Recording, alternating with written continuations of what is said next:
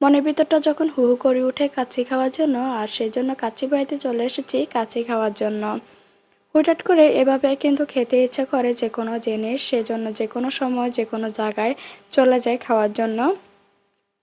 তো কাচ্চি বাড়িতে চলে এসেছি, আর এটা যদি আমার অনেক আগের ভিডিও ছিল, এডিটের অভাবে বা সময়ের অভাবে আমি সেরকমভাবে ভিডিওটা আপলোড করতে পারিনি।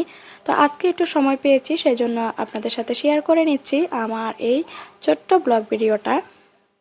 তো আমার মেয়ে আমি বসে আছি, আর সামনে ওরা বাবা ছেলে বসে আছে। তো আমরা যেহেতু মা মেয়ে একসাথে বসেছি, সেজন্য ভাবলাম একটুখানি ভিডিও ক্যাপচার করে নিই।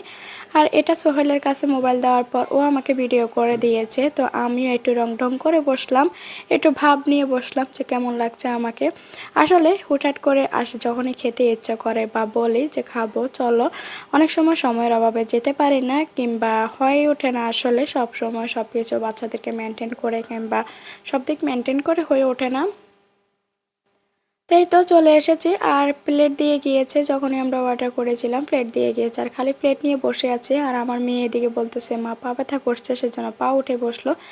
তো আমরা 2 প্লেট কাচ্চি অর্ডার করে দিয়েছিলাম, যদিও এখানে 2 প্লেটের জায়গায় 4 জন খেতে পারবে খাদক যেটা। আমরা বড়টা অর্ডার করেছিলাম যেহেতু বাচ্চা আছে সাথে, সেই জন্য।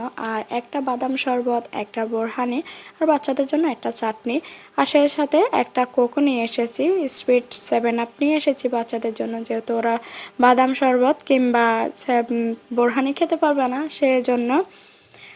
তো আমরা খেতে বসে গিয়েছি। আর এই তো দেখেন যখন এই কাচ্চির আলুটাতে একটা চাপ দিই আর এটা একটু মুখে নিই, বলবেন কি এত টেস্ট। আর এই ভিডিওটা আমি এডিট করতে গিয়ে ভয়েস করতে গিয়ে মনে হচ্ছে আমি আবার খেয়ে ফেলি, এত টেস্ট হয়েছে। অবশ্যই কাচ্চি বরাবরই সবার কাছে অনেক টেস্টি, অনেক ফেভারিট হয়ে থাকে।